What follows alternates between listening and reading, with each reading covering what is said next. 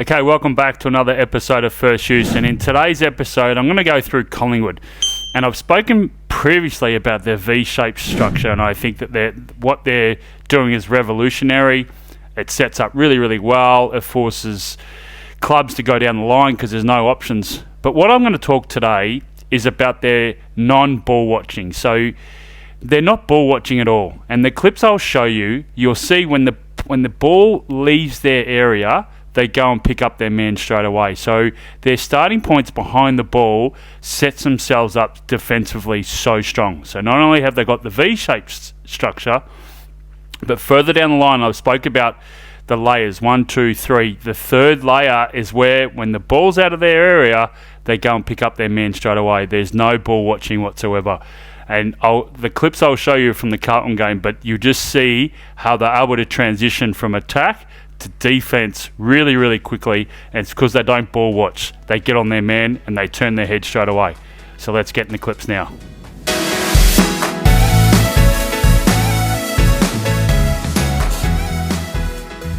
So this is in the third quarter when they banged on 8 goals, and you just see the mindset, the ability to not only win the ball and try and attack, but once the ball leaves their area, the ability to switch and pick up their man. So most of the clips I show you today are where Carlton kicks the ball and then it's a rebound, or it's a really quick attack to defense. But you can see how quickly Collingwood set up. So Carlton's got the ball, they kick it in long, kick it into the forward 50, and Darcy Moore marks it. He was outstanding the other night. And I'll show you, I'll finish off with one of his plays, which is the transitional running to get back to defense, was just simply outstanding. So he wins the ball. So they love to do this. When it comes in one side, and most clubs do this, but they're really efficient because they get lateral spread. He didn't even look where the ball came from. Didn't even look. Switch the play straight away. It's almost like they're robotic. They know exactly what to do. But what I want you to take particular interest in here is Quaynor. I've just got his boots in the picture there, but just watch what he does. So Darcy Moore's switching the play. He's trying to be an attacker, so present as a switch of play option. But Darcy Moore sees this spare coming across and decides to try and kick it and hoist it down the line even further. So he goes to kick. Right, so you can see he's trying to hit this space, but it's a terrible kick. It tumbles this way. It doesn't even get on the boot, doesn't it? But watch what Quaynor does. And this is what I was saying in the intro, is that when the ball is out of their area, so they can't impact this contest if the balls get up there, they switch and pick up their man. They pick up the most dangerous player, or they pick up the most closest player to them. So the ball goes, and it's a tumble. So Darcy Moore himself knows that I've made a mistake. But Quaynor already is pushing this way towards Fantasia. So even though he's got his eyes on the play, the ball's gone into a 50-50 contest, and that's the most important part in this. So when the ball is going into a 50-50 contest, that's where you've got to sum up, okay, we might be a chance or we might not. I've got to turn my head and pick up my man. And that's exactly what he does in this situation. So the ball bumps around. Carlton's got it. So just go back a fraction. Quaynor's closing the gap. Right, so he knows that the ball's in dispute. He's got his back to the play. So it's really, really smart. So he's not even worried about what's going on up there. In a minute he's going to turn his head, obviously, but his main focus is to pick up the most dangerous. Carlton kick along. Guess who marks it? So from attack to defense, really, really good. And guess who else is there? Darcy Moore. So the ability to go into attack mode, but know that it's a 50-50 and not ball watch, be able to turn their head, pick up the most dangerous, and then cut it off. Awesome work. So they kicked it down the line. McStay's taking a good mark here. And they did this quite a bit, Collingwood. Commentators spoke about how they were trying to hit on the point of the square. So if they had the ball here, they'll kick it on the point of the square. And it's a really good set play, because what they do is they have a few outlets. They have a few players to spread the opposition zone. But what they're essentially trying to do is they're trying to make sure that they go to their, but they got to get numbers to the contest. This doesn't come off, but what I want to speak about is Darcy Cameron. So is the ruck. So he knows that he can't impact this contest, but he does know that if they lose the contest, he's then in a position to cut the angles this way, or even go back into defence. So its ability to then understand that it's gone to a 50-50. So McStay kicks it to a 50-50, and as I've discussed and what was spoken about in the commentary, they love to hit that point of the square. But the risk is turnover. And that's what happens in this situation. Carlton get the ball back, but look who intercepts it. So really good awareness to understand that it's gone to a 50-50. I'll just try and get in line with where the ball is, or where the ball drop is. Don't go too far over to the boundary line. Stay in the corridor and give myself an opportunity to maybe cut it off, and that's exactly what happens.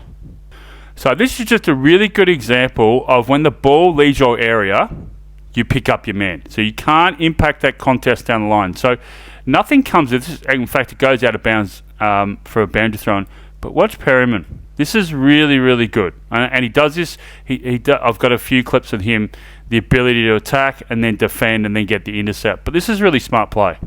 So Darcy Moore gets back off the line, and there he is. He's trying to be a short kick, because they sometimes like to go the boundary, but essentially what they're trying to do is gain yardage, and then be able to go into this area here down the line. So that's why Myercheck is in that position. So anyway, so Darcy Moore gets back off the line. Perryman's still there as an option towards the boundary line, but Darcy Moore decides to go down the line. Watch what he does here. Runs straight across and picks up Motlop. So the ball's out of his area, but that's his starting point. Pick my man up. Now, like I said, it goes out of bounds, but I love that. Ball's gone. He's kicked it. I presented as the option. Now the ball's gone away. I'm going to pick my man up. Bang. He's not ball watching. Really good. So this is an example of ball watching. So this is late. This is right near half time. I think there's 49 seconds to go. So Elliott kicks it inside forward 50, and Carlton mark it, uncontested mark. So now they're trying to switch. You can see where he's looking. He's trying to switch the play. This is a perfect example of ball watching by Carlton. Not Collingwood, by Carlton. So it gives you an example of what I mean by ball watching. So Carlton kick it down the line. This is Jeremy Howe going for the mark, and he gets outmarked in this contest. And goes to ground. Right, so this is Howe on the ground. Right? So great mark. So Carlton get back off the mark and they kick it down the line. But great defensive work here from Darcy Moore again. Massive punch. So punches it towards his goals. This is what I'm saying about and this is what Collingwood do. When it's backward to centre, so Carlton's going left to screen, they man up really, really well. So you would think that backward to centre for Carlton, they would man up really quickly because it's in Collingwood's forward half. Ball bumbles around. They're the two players that contested the mark. So this player marked it. That's the player that's come to so they're ball watching. That is a perfect example of ball watching. You're watching the ball. You're not accountable for what's behind you. So guess who's free? Jeremy Howe. Right, so those two players, I know they're only young, they've taken off. They haven't turned their head and one stayed back. It's all right, but you've got to have accountability for players behind you. You've got to turn your head and make sure you're on the most dangerous. When it goes to a 50-50 contest, that's where you've got to be careful. So Jeremy Howe grabs it, kicks it inside forward 50 with a couple of seconds to go. McStay marks in the goal square. So that simple ball watching from Carlton allowed that quick switch of play and inside forward 50. So the ball comes inside Carlton's forward 50 and Darcy Moore receives a hold of the man, free kick. That's Perryman on the ground. Right there. Darcy Moore gets the ball, switches the play. So they like to do this. They like to use their outlet. They like to spread the defence. That allows some other players then to come through the corridor, but they love to actually spread the defence. That's Perryman just then. That was just on the ground. There he is there. So he's in attack mode. So we've got the ball, they're in attack mode. So then he's still working. So he's still trying to go to the boundary line to spread the defence. Pushes out. Still thinking maybe he's an option because he's pulling this way. He's creating space in front of him to lead into. But as soon as, I think it's Houston, as soon as Houston kicks it, watch what he does. I'll just try and slow it up. Man on man. He knows that that's going to a 50-50 contest. He's going man on man. So he hasn't been used. He's tried to spread the defence. He's tried to be the chip up release. Now the ball's out of his area. Goes man on man. Really, really smart play. So that's non-ball watching. That's accountability. It's turning your head. You know where the ball's going, but you know where your man is. Carlton win the ball. So intercept mark. Bang. So he was on De Koning, but because he sees that De Koning's not in a dangerous spot, and where the dangerous spot is, this area here is for Charlie Curnow to lead into, comes off and marks. So really awesome play. So he's on the ground, he's spread across into attack mode, ball goes out of his area, I'm in defence mode, I've got my man, turns his head, identifies where the spare space is, and intercept the mark. Great play by Perryman. So Carlton tried to squeeze it inside forward 50, and I want to put this in because this is unrewarded running. This is a really good set play, and I love how they do this to actually dissect the Carlton zone. So its ability to go to attack, unrewarded running, but also then your defensive mode, but then going to attack mode. Maynard then chips, great offensive running by Perryman. So they're in attack mode. I love what Markov does here, and it's definitely a set play. I love how they set this up. So he gets back off the mark, and I love this switch of play. So there's definite eye contact here and synergy between Mitchell and Markov. So when you've got a zone set up like Carlton do, which I've said before I'm not a fan of, you then be able to go close to one of them to then make them accountable, but then use as an overlap. So watch how this unfolds. So see the hand gesture there between Markov and Mitchell. So what Mitchell's trying to do is trying to go into this area here. Markov's trying to lead as a decoy. So then the ball, Perryman knows exactly what's going to happen here. He can then drop it over to Mitchell. So it's an awesome set play, and I love how they set this up. So Markov goes. So he's made eye contact with Mitchell. Mitchell knows exactly what's going to unfold. So he runs into that. Look at it. It's just a simple decoy. But look at Mitchell there calling for the ball. Just separates the zone. They've done a lot of homework on this. I absolutely love this set play. And then he just drops it over the zone. So it makes him think that he needs to go to Markov to try and intercept that short kick. But what it turned into, because of the decoy, Markov then becomes a handball receive. So they've just, with that one set play, they've eliminated 1, 2, and possibly 3 Carlton defenders. Goes over. Now it's a 2-on-1. So Mitchell, Markov, 1 Carlton defender. Great play. 2-on-1, goes down, hand passes it off to Elliott, Hoskin Elliott, and they go inside forward 50. So I love that set play. That's awesome. So it's deep inside Carlton's back 50. This is Parker. So young player. You can tell straight away that the defensive mindset that's ingrained in all the players at Collingwood. So he chips the kick over to Crisp. Right. Watch what he does here. He basically just stops. He knows that there's a Carlton player right next to him, and he just stops. Right? So he knows that there's a player right next to him. He knows that he needs to hold, knows that Chris is looking down the line and it's going to be out of his area. So the ball gets intercepted. That's where he is right there. So really smart play here. So the ability to understand where the danger is. So you've got one player here, so he's covered that. Possibly he's covered that. But now he's in a position where he could possibly intercept. And that's exactly what happens.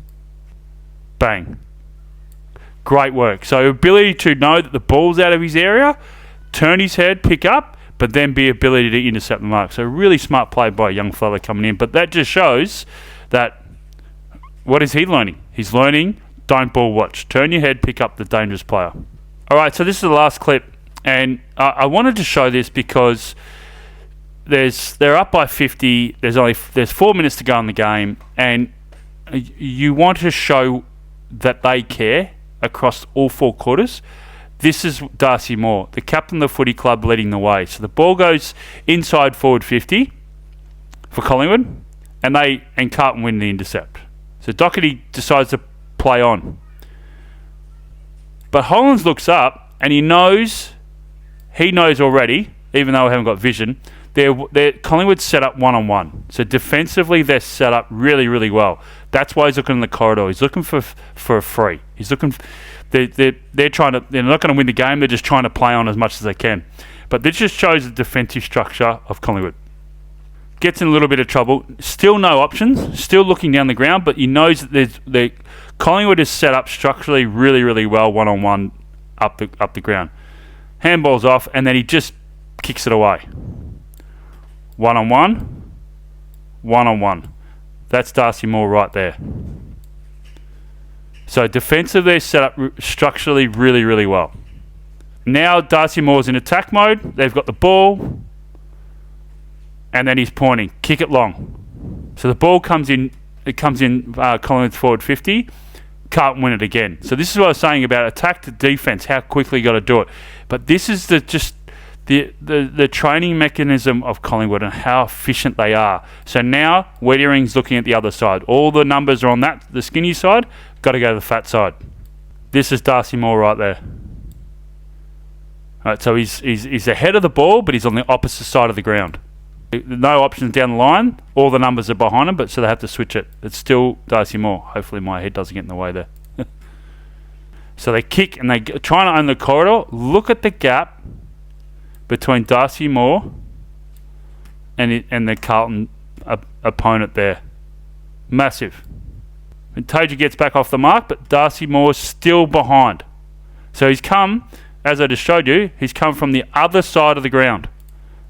50 points up, 4 minutes to go. He's still not given up. Guess who spoils it?